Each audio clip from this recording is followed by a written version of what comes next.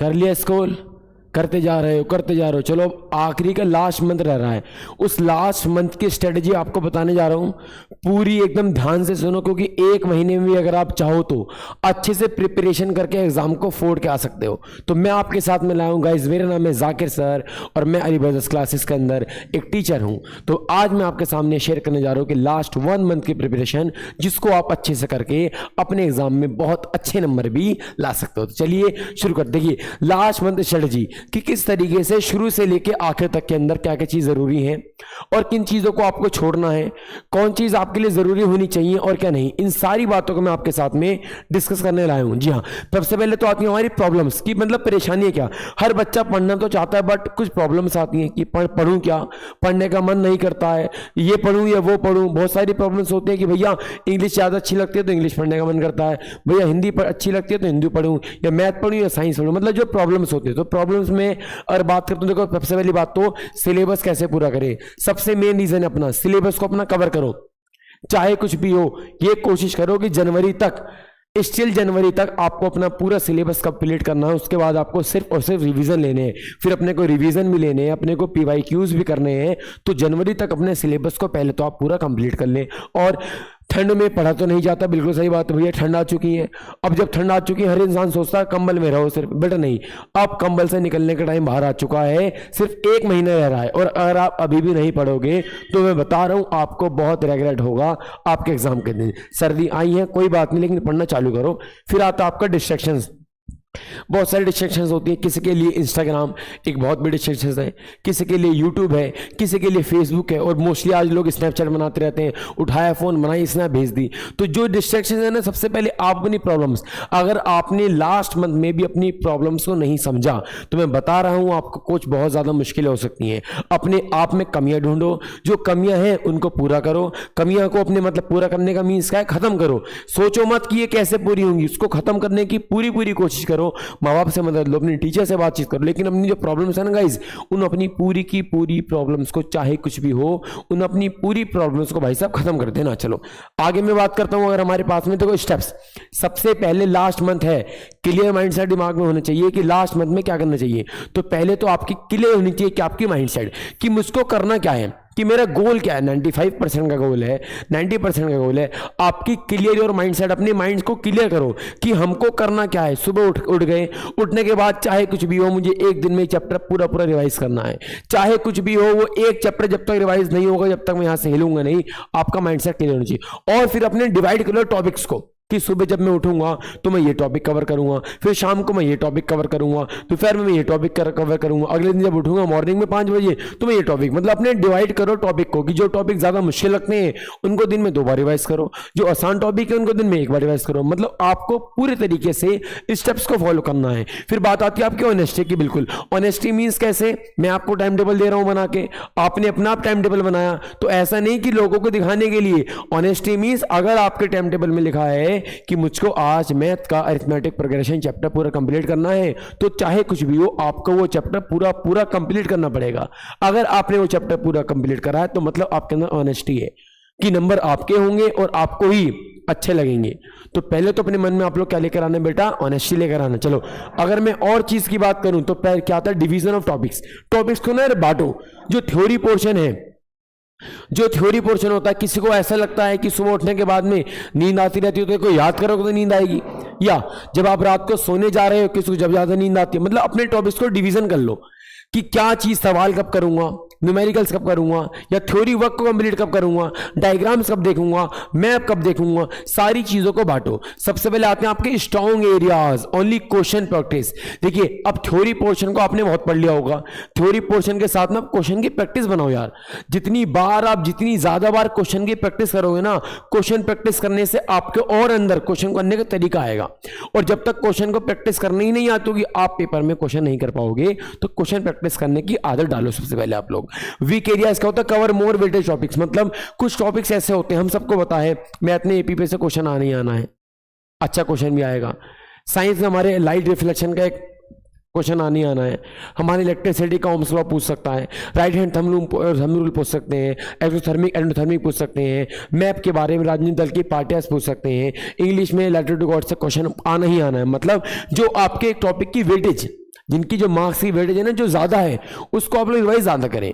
और जो टॉपिक्स आपके पिछले कम आ रहे हैं एग्जाम में, 4 से 5 साल के जो आप यूज कर रहे हैं, उसमें अगर वो क्वेश्चन पीछे आ रहा है तो उसको ज्यादा रिवाइज करो, वरना मत रिवाइज करो। मतलब जो वेटेज ज्यादा है, जो टॉपिक तो छोटा है बट उसकी जो वेटेज है वो क्या है, ज्यादा, तो ऐसे क्वेश्चन आपको करने चाहिए। फिर बात करता हूं मैं क्या, मॉडरेट एरियाज, मतलब जो आपको लगता है कि शायद ये आ भी सकता है और उस क्वेश्चन की आपको प्रैक्टिस भी अच्छी तरीके से होती है, तो one shot then question practice. मतलब वन शॉट मींस कैसे, अपने आप कॉपी उठाओ, अपने आप एक किताब उठाओ और कोशिश करो कि 25 मिनट के अंदर अंदर मुझको ये टॉपिक खत्म करना है। यूट्यूब से वन शॉट, मेरी राय है ना देखें, वन शॉट अपना मेन होता है यार। वो वन शॉट आप लोग सिर्फ एक वीडियो देख ले तो उससे वन शॉट उन वीडियो का खत्म हो रहा है, लेकिन आपका वन शॉट रियल में कब खत्म होगा, जब वो वन शॉट आपने खुद खत्म करा होगा। वो वन शॉट अगर 10 मिनट का देख रहे हो तो भी आपका वन शॉट 10 मिनट का है। किसी ने वन शॉट 50 मिनट का देखा तो उसका वन शॉट कभी खत्म होगा 50 मिनट। मतलब वन शॉट वो उनका नहीं है, सॉरी, वन शॉट वो आपका नहीं, वन शॉट उनका है। तो वन शॉट आपको अपने आप खत्म करें, अपनी एक बुक उठाएं और कोशिश करें कि 40 से 50 मिनट में मुझे वो चैप्टर पूरा पूरा रिवाइज करना है, वरना मैं आपके लिए वीडियो डालूंगा वन शॉट की, उससे आप लोग पढ़ कर सकें। चलो अगर मैं बात करता हूं और आगे की तरफ, तो फिर अपने करो भाई, सेट करो डेली के टारगेट्स। एग्जाम्पल के लिए मैंने एक कैलेंडर लिया, कैलेंडर ले लेना एक, अपने पास से डायरी रख लो, डायरी लाके रख लो कि सुबह से, कि अगर आज 3 जनवरी है तो 3 जनवरी को आपको करना क्या है भैया, मैथ में एपी कर लूंगा अपना, साइंस में भैया आपका क्या कर लूंगा, एनवायरनमेंट कर लूंगा, ठीक है भैया, एसएसटी में आपका भैया मान लो डेवलपमेंट कर लूंगा, ठीक है। अब ये जो आपने क्या करा, सेट करे आपने डेली के टॉपिक्स कि 3 जनवरी को मुझको ये टॉपिक्स करने हैं, तो आपको चाहे कुछ भी हो 3 जनवरी को आपको ये टॉपिक पूरे पूरे करने हैं। ये आपका सेट करना है डेली के टॉपिक्स। आपको ये सेट होता है कि नाश्ता इतने बजे, खाना इतने बजे, सोना इतने बजे है, मूवी इतने बजे देखनी है, इंस्टाग्राम इतनी देर चलाना है। ऐसे भैया सेट करो डेली के टॉपिक्स। अगर डेली के टॉपिक सेट नहीं करोगे तो चीजें थोड़ी मुश्किल हो सकती हैं, याद रखना। सेट कर लो डेली के टॉपिक्स। भाई लास्ट महीने रह रहा है यार, आग लगा देनी है इसमें अपने को, चाहे कुछ भी हो, सर्दी हो, बारिश हो, इवन तुम बीमार भी पड़ रहे हो, लेकिन आपको पढ़ना पड़ेगा। Focus on high weightage topics, बिल्कुल ज्यादा ध्यान उन चीजों पर दो जिनकी चीजें तो छोटी हैं बट नंबर ज्यादा हैं। जैसे मैप होता है एसएसटी में, चीजें क्या है, मैप मुश्किल से 4-5 चैप्टर के मैप है, लेकिन 5 नंबर भाई साहब पक्के आने ही आने हैं वहां से। क्वेश्चन आसान से, जैसे अभी आप देखो आपके पीवाईक्यू में क्वेश्चन कैसा आया था कि औरतों को समाज में कैसे अच्छा दिखाया जाए, औरतों को समाज में सहानुभूति कैसे दी जाए। मतलब जो चीजें छोटी हैं बट उनका जो वेटेज ज्यादा। सबसे पहली बात आपको पीवाईक्यूज करने पड़ेंगे, प्रीवियस ईयर क्वेश्चन पेपर।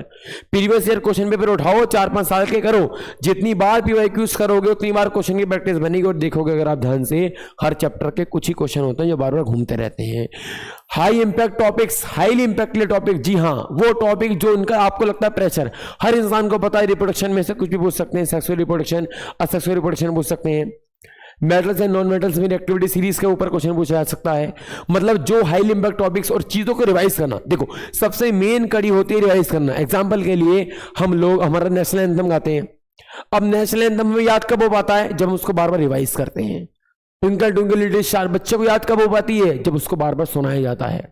एक बार याद करने में आपको कोई चीज रिवाइज नहीं हो पाने की, जितना ज्यादा रिवीजन डालोगे ना हर चैप्टर में, उतनी ज्यादा चैप्टर की दिमाग माइंडसेट में आएंगी।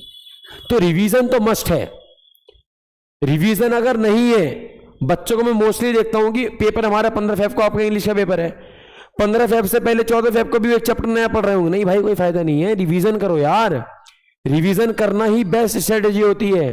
तो रिवीजन पे आप बहुत ज्यादा ध्यान दें अपने, रिवीजन स्ट्रेटेजी। बिल्कुल ऐसा मान के चलो, अगर आज मेरी तारीख है 3 जनवरी, जी हाँ, तो 3 जनवरी को जो मैंने पढ़ा है 5 जनवरी को मैं उसको रिवाइज करूंगा, 5 जनवरी को जो पढ़ा है 7 जनवरी को मैं उसको रिवाइज करूंगा। तो क्योंकि रिवीजन का काम मेन होता है, रिवीजन का रोल बहुत ज्यादा मेन है। अगर आपको टॉपिक्स की रिवीजन ही नहीं होगी तो आपको उस टॉपिक्स के बारे में पता ही नहीं होगा।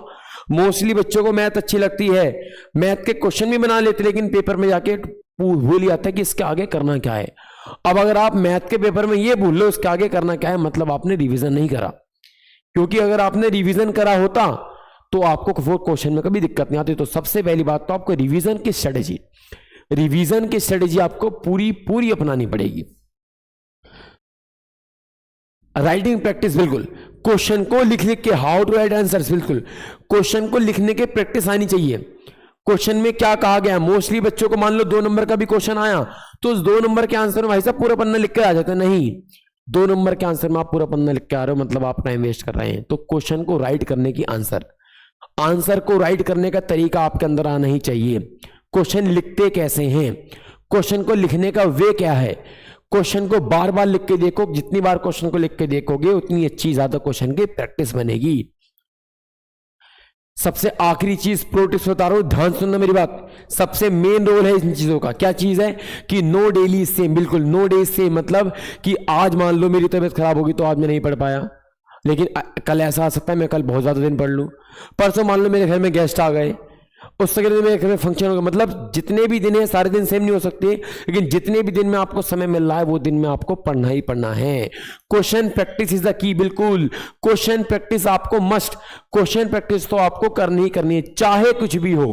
क्वेश्चन की प्रैक्टिस आपको बार बार करके देखनी है, जितनी बार क्वेश्चन प्रैक्टिस करोगे उतना ही अच्छा रहेगा। 5 मिनट आर ऑल्सो इम्पोर्टेंट, बिल्कुल। आज अगर आपने 5 मिनट नहीं पढ़ा, कल 5 मिनट नहीं पढ़ा, परसों 5 मिनट नहीं पढ़ा, मतलब 5 दिन में 25 मिनट नहीं पढ़े, 10 दिन में 50 मिनट नहीं पढ़े, मतलब 30 दिन में 150 मिनट नहीं पढ़े, मतलब पूरे अगर मैं बात करता हूँ तुम्हारे 2.5 घंटे के ऑलमोस्ट, मतलब 5 मिनट भी बहुत जरूरी है। तो टाइम को मैनेज करो, टाइम का मैनेजमेंट बनाओ और मैनेजमेंट के साथ में सारी चीज़ों को अच्छे तरीके से निभाओ। अगर टाइम का मैनेजमेंट सीख जाओगे ना तुम लोग, तो टाइम के मैनेजमेंट के साथ में सारी चीज़ों को प्रॉपर करने का तरीका आएगा। बिल्कुल क्वालिफाई स्लीप, बिल्कुल जितना सोना ज़रूरी है, 5 घंटे की नींद यार बहुत ज़रूरी होती है।